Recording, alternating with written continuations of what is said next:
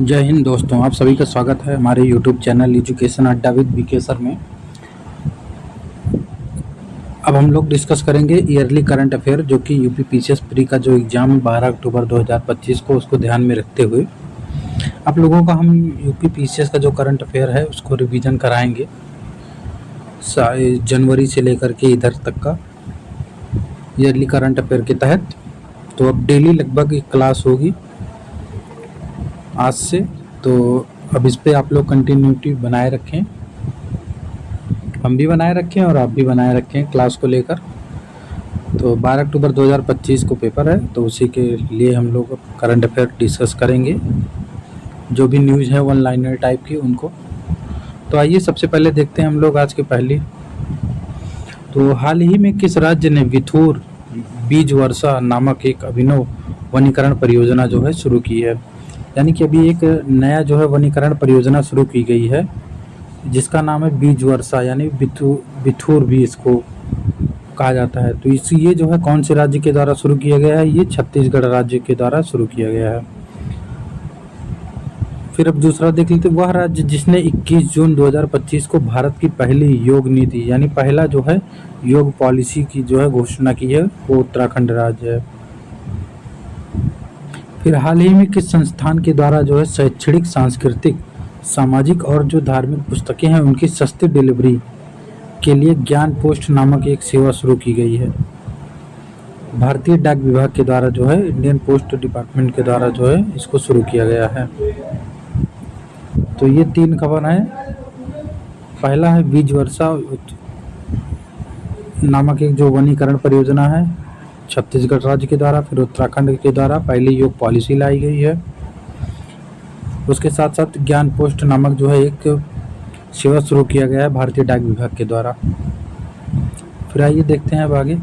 फिर जून 2025 में जो क्यूएस वर्ल्ड यूनिवर्सिटी रैंकिंग होती है 2026 की, वो जारी की गई है। और इसमें जो है जो भारत के जो भारतीय शीर्ष संस्थान है उसमें जो है सबसे पहली, मतलब टोटल ये विश्व की देखी जाती है, लेकिन भारत में सबसे नंबर 1 पे कौन है? आईआईटी दिल्ली है, जिसकी वैश्विक रैंकिंग इसकी 123rd नंबर पे है ये। फिर हाल ही में गुजरात के गिफ्ट सिटी में क्वींस यूनिवर्सिटी बेलफास्ट के नए अंतर्राष्ट्रीय परिसर का जो पहला डीन है उसको भी नियुक्त कर लिया गया है। जो पहले डीन है वो कौन है? प्रोफेसर एम सतीश कुमार जो है पहले डीन है, जो गुजरात के गिफ्ट सिटी में है। फिर जून 2025 में किस राज्य ने 2025 से 35 के यानी 2025 से 2035 का जो दशक है पूरा 10 सालों का, उसको जो है जल विद्युत का दशक घोषित किया गया है? जल विद्युत का दशक घोषित किया गया है 2025 से 2035 के कौन से राज्य ने? तो ये अरुणाचल प्रदेश ने जो है इसको घोषित किया है।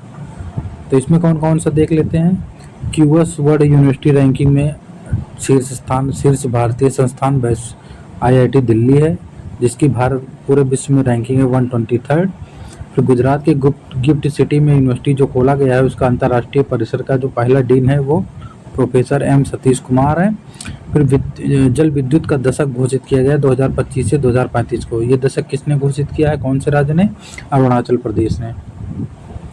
फिर जून 2025 में इसरो के पूर्व अध्यक्ष जो एस सोमनाथ हैं, उनको निजी विश्वविद्यालय का कुलाधिपति नियुक्त किया गया है। जो प्राइवेट विश्वविद्यालय है वहाँ का कुलाधिपति नियुक्त किया गया है।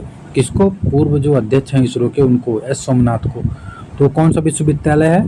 जो चाणक्य विश्वविद्यालय बेंगलुरु जो है वहाँ का।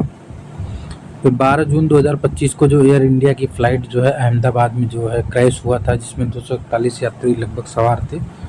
तो उसमें जो है गुजरात के पूर्व मुख्यमंत्री भी थे विजय रूपाणी, उनका वही निधन हो गया था।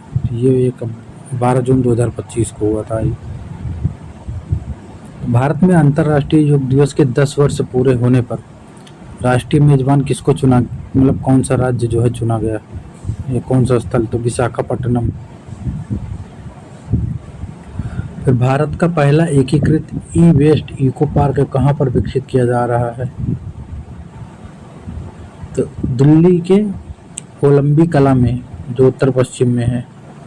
ई वेस्ट इको पार्क भारत का पहला एकीकृत है ये। जून 2025 में भारत के किस वरिष्ठ ब्यूरोक्रेट्स ने भारत के G20 शेरपा पद से त्यागपत्र दे दिया। वरिष्ठ ब्यूरोक्रेट 2025 में G20 का जो शेरपा पद है वहां से उन्होंने त्यागपत्र दे दिया। तो कौन है? अमिताभ कांत है। महाराष्ट्र सरकार के द्वारा भारत का पहला अंडर वाटर म्यूजियम और आर्टिफिशियल कोरल रीफ किस सेवानिवृत्त नौसैनिक जहाज के चारों ओर स्थापित किया जा रहा है? तो ये INS गुलदार है, उसके चारों तरफ विकसित किया जा रहा है। फिर हाल ही में भारत का पहला जो है लकड़ी का गुरुद्वारा, भारत का जो है पहला लकड़ी का गुरुद्वारा कहाँ पर बनाया गया? तो ये फजीलका पंजाब में। फिर पहला आसियान जो है इंडिया क्रूज डायलॉग 1 जुलाई 2025 को जो पहला आसियान इंडिया क्रूज डायलॉग कहाँ पर आयोजित किया जा रहा है? ये चेन्नई में किया जा रहा है। जैन आचार्य श्री 108 विद्यानंद जी महाराज की जन्म शताब्दी समारोह में किसे धर्म चक्रवर्ती की उपाधि से सम्मानित किया गया? प्रधानमंत्री नरेंद्र मोदी को। फिर जून 2025 में भारत के पहले बटरफ्लाई सेंचुरी की स्थापना कहाँ पर की गई? कन्नूर, केरल में। पहला जो है भारत का बटरफ्लाई सेंचुरी की स्थापना कहाँ पर? कन्नूर, केरल में किया गया है। 30 जून 2025 को गृह मंत्री अमित शाह के द्वारा राष्ट्रीय हल्दी बोर्ड का मुख्यालय का उद्घाटन कहाँ किया गया? तेलंगाना राज्य के निजामाबाद में। जून 2025 के आखिरी सप्ताह में जारी 193 देशों की संयुक्त राष्ट्र सतत विकास समाधान नेटवर्क की सतत विकास लक्ष्य रिपोर्ट 2025 में भारत को जो रैंकिंग प्रदान की गई है वो 99 यानी 99वीं रैंक प्रदान की गई है सतत विकास लक्ष्य रिपोर्ट 2025 में। जिसको जारी कौन करता है? संयुक्त राष्ट्र सतत विकास समाधान के नेटवर्क। जून 2025 में सभी शहरी स्थानीय निकायों को एक पोर्टल से जोड़ने वाला पहला राज्य मध्य प्रदेश बन गया है।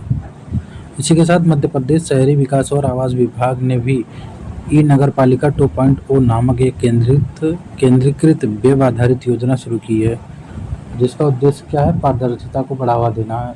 ई नगरपालिका 2.0 नामक एक वेब आधारित योजना शुरू की है।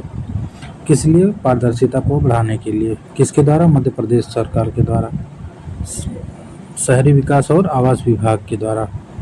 इसके साथ ही मध्य प्रदेश सभी शहरी स्थानीय निकायों को एक पोर्टल के माध्यम से जोड़ने वाला भारत का पहला राज्य बन गया। फिर भारत को वैश्विक तंबाकू नियंत्रण के लिए ओ श्रेणी में प्रतिष्ठित पुरस्कार से सम्मानित किया गया। वो कौन सा पुरस्कार है? ब्लूमबर्ग फिलैंथ्रोपीज पुरस्कार है, जिसे जून 2025 में प्रदान किया गया। तो ये दोनों मध्य प्रदेश से हो गया।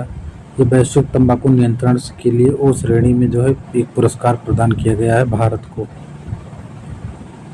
पुरस्कार का क्या नाम है? ब्लूमबर्ग फिलैंथ्रोपीज पुरस्कार। फिर हाल ही में भारत ने पहली बार किस एक्सप्रेस वे पर एडवांस ट्रैफिक मैनेजमेंट सिस्टम यानी ATMS advance traffic management system Dwarka express way पर जो है शुरू किया है भारत ने पहली बार। AI संचालित है ये। जून 2025 में कौन भारत का तीसरा पूर्ण साक्षर राज्य बना है? कौन बना है? त्रिपुरा बना है। जून 2025 में कौन भारत का तीसरा पूर्ण साक्षर राज्य बना है?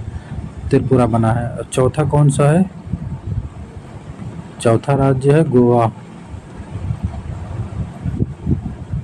तो पहला दूसरा कौन सा है? इसको आप लोग कमेंट करिएगा। तीसरा पूर्ण साक्षर राज्य है त्रिपुरा, चौथा गोवा है, पहला दूसरा आप लोग बताएंगे। तो आज के लिए बस इतना ही। ये हमारा जो है टेलीग्राम का चैनल है, आप लोग इसको स्कैन करके आप लोग जुड़ जाइए, वहाँ पर आपको इस क्लास की PPT मिल जाएगी। ये टेलीग्राम इंस्टाग्राम का चैनल है, इस पर आप लोग जुड़ जाइए। बाकी हमारे चैनल को लाइक करिए, शेयर करिए अपने दोस्तों में और सब्सक्राइब भी कर लीजिए आप लोग। व्हाट्सएप ग्रुप से जुड़ने के लिए आप लोग इस नंबर पर मैसेज कर सकते हैं। आज के लिए बस इतना ही, अब मिलते हैं कल। इसको आप लोग अच्छे से रिवीजन कर लीजिएगा, पढ़ लीजिएगा। एक क्लास मिल रहा है आप लोगों को, इसको आप लोग पूरा डाउनलोड करके एक बार रिवीजन कर लीजिएगा। धन्यवाद।